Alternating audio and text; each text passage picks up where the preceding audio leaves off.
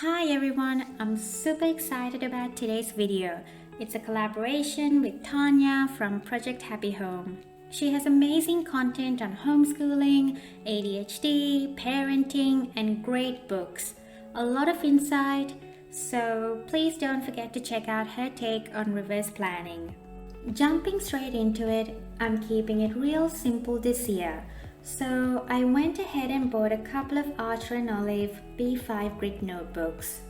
There's only enough pages in here to cover about 6 months of school activities, so that's why there's two of them. I asked my kids which one they wanted me to use first, and this was clearly the winner.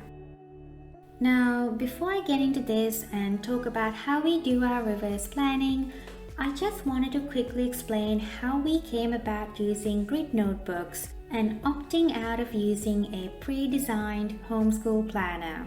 Over the years, I have used many homeschool planners. I even created my own printables and bound them up into books. But somewhere along the way, they just don't end up working for us because being pre-designed, they just don't give me flexibility to change things around as I need to. Up until mid last year, I have been using the Big Happy Planner Homeschool Edition.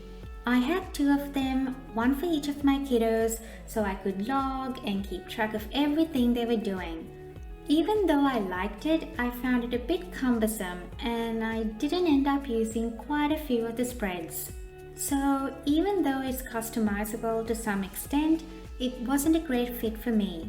So halfway through last year, I decided to try a different approach. And instead of purchasing another pre-designed homeschool planner, I decided to use one of these grid notebooks and create my own spreads to keep track of what both of my kiddos are doing. And I was able to use one notebook for both. And that's exactly what I have been doing this year so far, and it's been working really well for us. By the same token, it also simplifies and makes things easier for me. During the latter half of last year, I tried out various spreads and themes just to experiment a bit and see what works, what I like, and also get a better sense of what I wanted to track and log. And that made things a lot easier coming into this year because I think I have finally found a system that works for me. And it turned out to be a massive creative outlet as well, which means I'm making my plan into something that I can cherish both in the moment and as a record later on. Now, getting back to this, I created this cover page and called this Volume 1 because I'm going to have two of them this year. And I thought I'll just keep it simple and decorate this page with some sun prints of my kiddos. Then I have a yearly calendar. I like printing my own stickers and this was pretty easy to put together.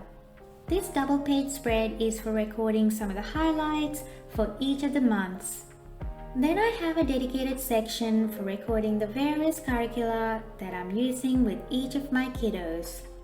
I actually have my kids' names written on these tabs, but to protect their privacy, I covered them up with a bit of washi tape. This is what my son's currently working on or planning on doing. I have just separated them out into different key areas, with math, science, and language arts being our core subjects. Then obviously we have history and geography and some other subjects as electives. And then for my daughter, I'm only focusing on math and language arts. And we do unit studies and Montessori activities, and I have left space here at the back to record those. I just haven't filled that out yet. Then I have the monthly spreads, but before I go into that, I just wanted to quickly share what I have at the back here. This is where I'm tracking how many days we actually do school. We're year-round homeschoolers, but tracking attendance is something new we're trying this year, so that's a little bit of fun. I only fill this out once a week or so. Now, getting back to the monthly spreads, I basically have the same spreads for each month. The only thing that changes is the layout and the designs I use. I love decorating the monthly spreads with a bit of artwork whenever I can. Otherwise, I just use stickers and washi tape. Then I have a reading log, and I like using these printables because I can add more if I need to, which is pretty handy. I also love decorating these pages. In this particular instance, I just used some leftover tea stained paper I made recently. Then I have a monthly overview. Because I put in here a lot of personal details, I'll just show you one I haven't used yet. I pretty much write everything down. I don't have any other planners, definitely no personal planners, so all the appointments and everything else gets recorded in here. I'm certainly not someone who can commit to multiple planners. I have tried, but it's never worked for me. So I keep it simple and basically record my life here, day to day and month to month. And I guess that's another reason why I put a lot of effort into making it visually appealing. Because it translates to how I feel about what I'm doing, where I'm at, and certainly keeps me motivated. Side note, last year I tried other monthly layouts, but this simple layout turned out to work well for me, so I'm definitely sticking to this for now. After that, I have the weekly spreads. The way I lay these out changes every month, but basically I split each spread into 2 sections, and I record everything my son does on the top, and everything here is what my daughter does. I don't write the dates, but do make it a point to have the week number up here at the top so I know what week of the year we are on and how many more weeks are still left in the year. As you can see, I have split this weekly into Monday, Tuesday, Wednesday, Thursday, and then I have clumped Friday, Saturday and Sunday into this last column. We usually only do school 4 days a week, which means we have a long weekend starting on Fridays. And that's when we start our 3 days of fun activities like poetry tea time, board games, and arts and crafting activities. My kids love doing math, so we usually also do more of that on the weekends too.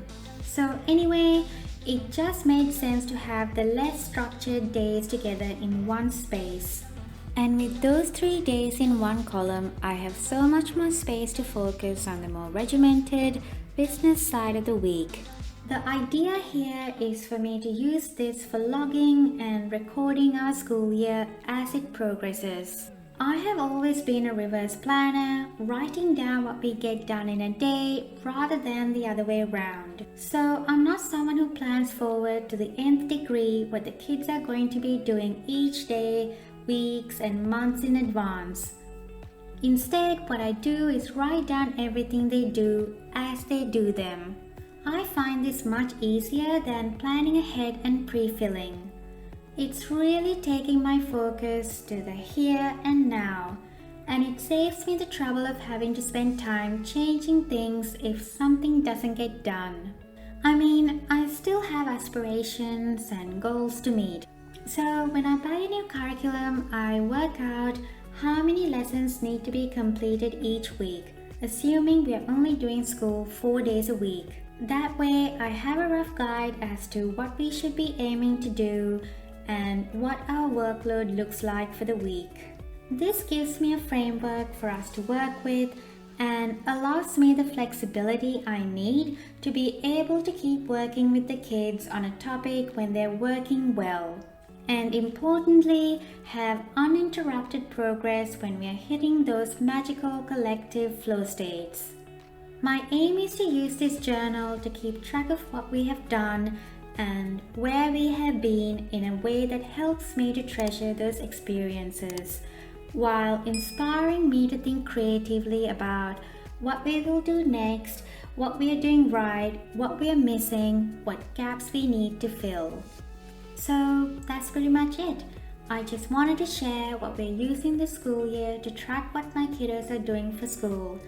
And I hope this video has been helpful, and if you like this kind of content, don't forget to hit that like and subscribe button. Please don't forget to check out Tanya's video. I'll leave a link to that down in the description box below. Thanks a bunch for watching.